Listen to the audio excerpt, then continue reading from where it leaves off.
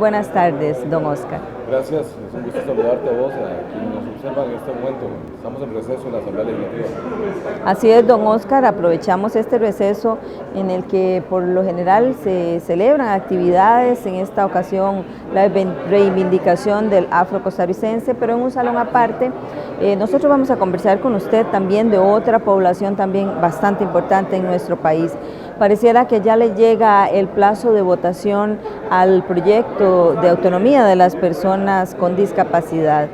¿Eso qué significa, don Oscar? Mira, el proyecto tiene 6 años de estar en la corriente legislativa. Hoy, gracias a una nueva negociación de esas que hacemos acá siempre, que bueno, le doy gracias a Dios que me tiene en esto y me tiene acá, una moción de plazo cuatrienal, que es desde el 2013, imagínese usted, 2013, hoy la vamos a votar. Ya tengo los 38 votos para esa moción, para darle vida al proyecto, y de una vez le quemamos día 137 de mociones. Para decirlo en buen tico, ¿qué significa eso? Que en la Asamblea los proyectos tienen plazo, 4 años, no pueden pasarse de 4 años. Este proyecto ya lleva 6. Entonces, tenemos que darle vida artificial, diríamos de alguna forma en buen cristiano, para que el proyecto continúe vivo en la corriente legislativa. Eso es un acuerdo que implica 38 personas, voluntades de diputados. Ya logré sacar eso y eso se vota ahorita. Y lo de las mociones 137 es la capacidad de diputados que no están en la Comisión de Discapacidad de querer también mejorar el proyecto.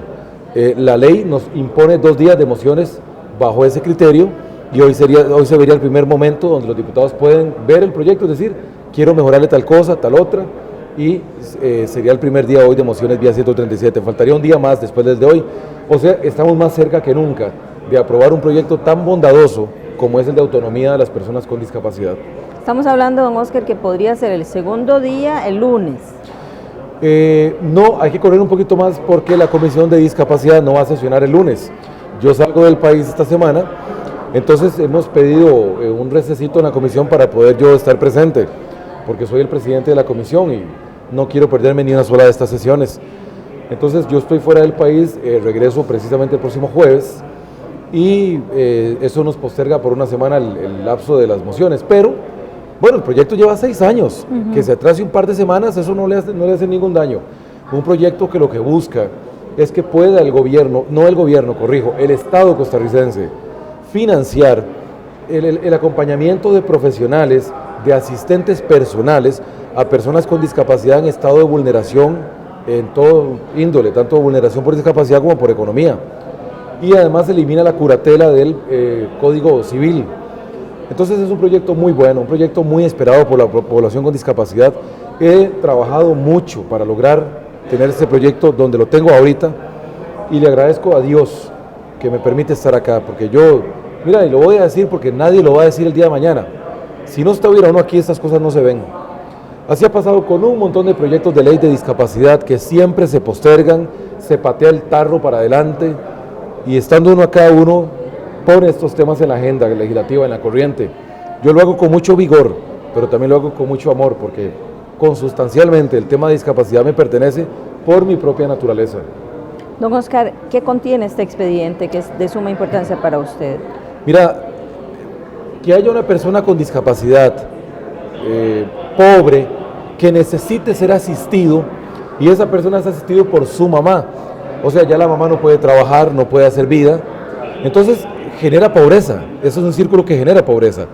El proyecto viene a invertir dinero del IMAS y de la Junta de Protección Social en contratarle asistentes a estas personas con estas discapacidades. Hablamos de personas con parálisis cerebral, síndrome de Down, autismos, sordoceguera, sumidos en pobreza, que pueda el Estado pagarles asistentes para que la mamá haga vida, porque no puede ser posible que una persona con una discapacidad severa subsume en ese mundo a una madre, a un padre, a un hermano, y no hay una asistencia del Estado costarricense. El proyecto es muy cristiano, muy humanista, porque te trae un apoyo financiado por todos los costarricenses. Y además, como decía, la eliminación de la figura de la curatela, que es una figura que dimana del derecho romano, donde la persona con discapacidad tiene actualmente un curador, alguien que le administra su vida. Esto se acaba con el proyecto, porque la curatela lesiona la Convención de Derechos Humanos de las Personas con Discapacidad. Al eliminar la curatela, crea la figura simplemente del acompañamiento del profesional que acompaña, que apoya, del apoyo personal, no el curador, el administrador de la persona.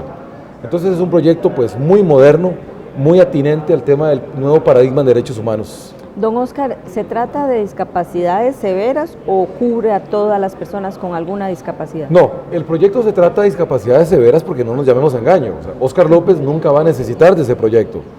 Yo tengo una discapacidad total, pero yo soy una persona con posibilidades, gracias a Dios ahora, aunque vengo de la pobreza extrema, actualmente yo no requiero ni requeriré más de un apoyo de esta naturaleza. Pero no puedo creer de que como yo estoy bien, entonces los demás están bien. No. La inmensa mayoría de personas con discapacidad están en situaciones de vulnerabilidad por factores de la economía y otros factores sociales, y en muchos casos se requiere de este apoyo. Entonces el proyecto es transversado por un estudio socioeconómico que le permita al CONAPDIS, Consejo Nacional de Personas con Discapacidad, determinar mediante un estudio científico, socialmente científico, quién es merecedor de un apoyo de esta naturaleza para que el Estado sí lo financie. Don Oscar, actualmente, ¿cómo funciona cuando nace una persona con discapacidad? ¿Queda registrada en algún lugar o la familia es la que va a las instituciones para gozar de algún beneficio? Aparte del programa de tamizaje del Hospital de Niños, que es muy eficiente, pero que es muy nuevo, realmente en Costa Rica no se tiene una certidumbre absoluta cuando hay tasas de natalidad en materia de discapacidad.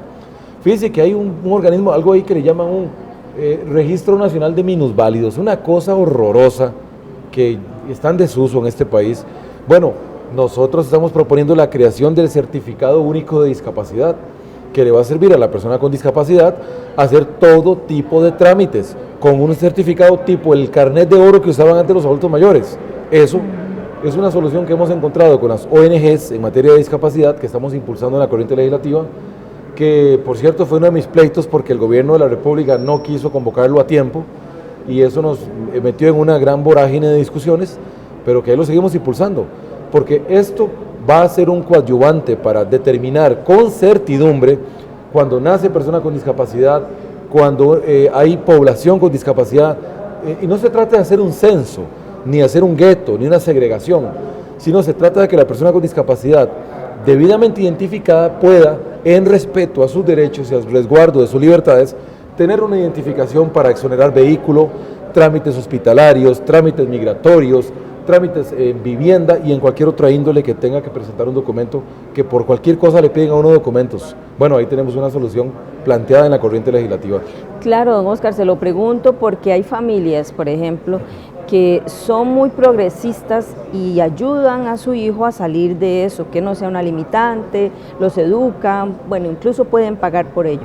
Hay algunas otras familias que consideran que no, que tiene una discapacidad y se tiene que quedar en la casa, mientras que si las instituciones detectan ese problema, pueden actuar para que esa persona tenga la autonomía que usted está garantizando en ese expediente.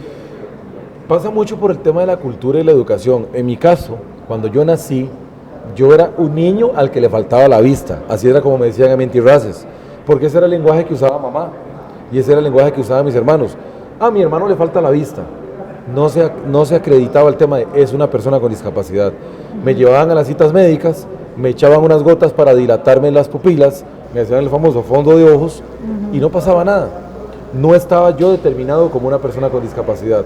Esas cosas han venido cambiando con el tiempo, creándole conciencia a los padres de que una discapacidad no es un castigo de Dios, no es un daño del universo, no es un problema.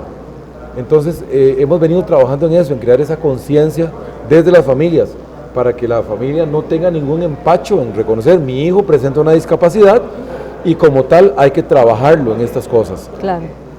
Gracias, don Oscar. Don Oscar López, quien nos ampliaba sobre la situación que se vive con los proyectos de ley acá en el Congreso de la Población con Discapacidad. Nosotros volvemos porque ya casi reinicia la sesión. Gracias, don Oscar, y buenas tardes.